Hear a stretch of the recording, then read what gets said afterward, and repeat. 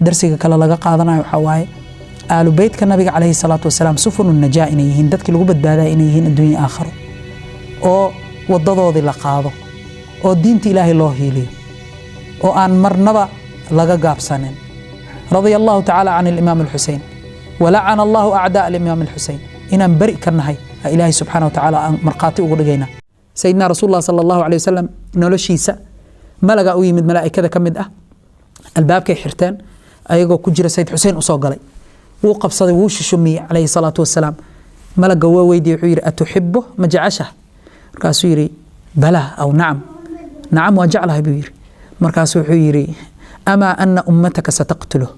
ولا أمت هذا دل دون تكورن هذا الكاس محاد ليسان سوء قابل النبي عليه الصلاة والسلام مركتوك قابله سيدة أم سلمة وحيسوغا شهنديسو اللي انت كدقيس عليه الصلاة والسلام ولا مرقوذي ولا حزني iyo murug usoo ziyaadi markaas uu leeb wuxuu dhahay muku keena carrada uu ku dhiman doono carradii wuxuu u keenay ataf meesha la dhigi jiray oo gadaalina loo bixiyay Karbala oo ah karb iyo bala la isku daray kurba iyo bala la isku daray meesha waxa lagu nafgooyay aalu beedka nabiga kaleey salaatu wasalaam inta joogeen 72 nafsad iyo inta muxibbiintooda ahaa khadamkooda ahaa oo Sayyid Hussein uu dhahay iska noqdo oo ay diideen ay dhaheen bari awowgiina jannada marka ugu tagaysin annagana idin la tagnaan rabnaa أماش لقوا نفجوي حتى أولاد دود ملقى ير ملا ضافن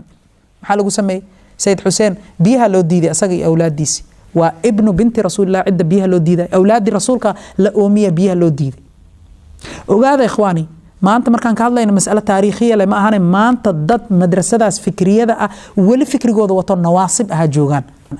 سيدنا الإمام الحسين أسقوا عنقي سير ملقى سانق عنت أقوضه ورنهاي war ilaahay ka cabsada laba bari saddex bari biima cabin cunugaan la ii soo siya asagoo ooynayo waxa la sameeyay jawaab waxa looga dhigay in fallaar lagu soo tuuro inta ay ka gasho dhinaca kale uga baxdo aabiiso saan gacanta uga hayo cunug lix bil jiro taqriiban saasa loo dilay dhiigiisi gacmihii aabiis markuu ku daatay oo dhahay Allahumma fashhad akhiran sayyidina al-imam al-Husayn ay dileen markii ilmihii walaalkiisi Sayyid Xasan la dhameeyay oo ilmihiisi qaar badan la dhameeyay asaga akhiran dileen asagoo kaligiisa dagaalamay radiyallahu ta'ala an oo marna gadaal aanan u noqonin marna mowqifkiisa aanan ka noqonin marna aanan ogolaanin Yazid inuu maxaa la dhahaa la mubaayacoodo maxaa dhacay Yazid wuxuu arkay ramz al-fasad calaamad sign inuu yahay symbol inuu yahay fasad kasto symbol inuu yahay corruption symbol inuu yahay evilness shar inuu symbol u yahay ولذلك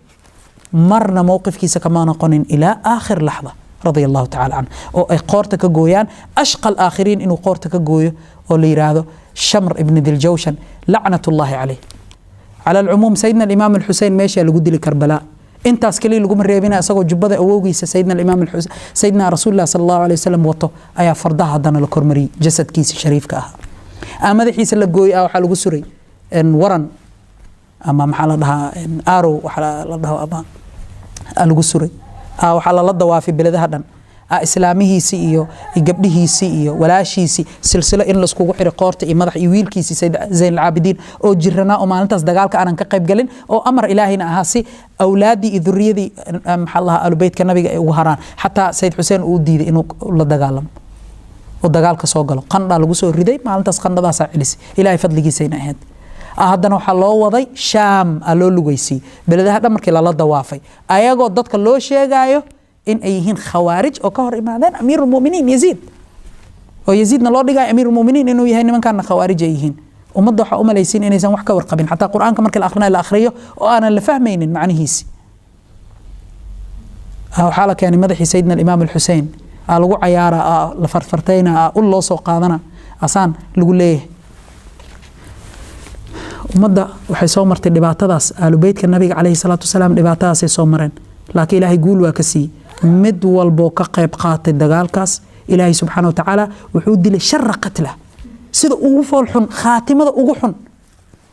hada mid ka soo qaato مثال waxa kamid ah kii u diideen biyaha oo dileen wiilkiisa markii biyaha mid kamid aha oonu u dhintay biisu u cabay markuu biyo cabo waa u sii zaa'iday oonka إلا أخيرا وكبختي ماشي كبختي وعلى شيء قرحه نسأل الله السلامة والعافية مركز درسي لقى قاضنا وحواي هرت حب الدنيا إن لقى دير هذا أو أنا الله صعبت من ظالمين oo aanan loo sacabtumin maxaa la dhahaa mutasallitiinta aanan loo sacabtumin kuwa ilaahay subxaanahu wa tacaala aanan ka baqaynin darsiga kale laga qaadanayo waxaa waaye aalu beytka nabiga calayhi salaatu wasalaam sufunu najaa inay yihiin dadkii lagu badbaadaya inay yihiin adduunya aakharo oo wadadoodii la qaado oo diinta ilaahay loo hiiliyo oo aan marnaba laga gaabsanin waxaa darsiga kale laga qaadanayo kelimada xaqa in la dhaho sultaan jaa'ir agtiisa taasaana afdalu ljihaad ah sida nabigeena uu sheegay calayhi salaatu wasalaam afdalu ljihaadi kalimatu xaqin tuqaalu cinda sultaanin jaa'ir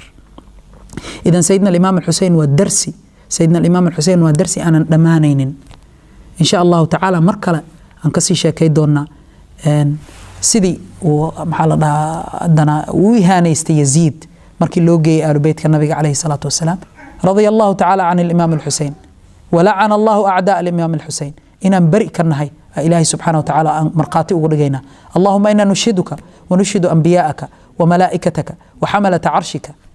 أنك أنت الله لا إله إلا الله وأن سيدنا محمد رسول الله وأننا نحبك ونحب نبيك سيدنا محمد صلى الله عليه وسلم ونحب آل بيتك ونحب صحابتك رضوان الله عليهم مركا إن شاء الله تعالى إخواني الكرام إنتان يروى افتيمن يرآن ربنا إنا افتيمنه سيدنا الإمام الحسين رضي الله تعالى عنه أو أرنتي نفتيس أقوري نفتيس محل الله سيي رسالة النبي محمد عليه الصلاة والسلام سيكون صعوطة ما حدا عدو يزيد كنا في لها رسالة النبي محمد حتى خطر يكون جرت إني نسوق جارته حتى ما نسوق جاري لهن صوبته وحكتم من لها رير بني أمية سيقوتن تين حل جاس ومحال لها عد ودقاق لهاد عد كهر إيمان لهاد عد لقب صن لهاد ملهن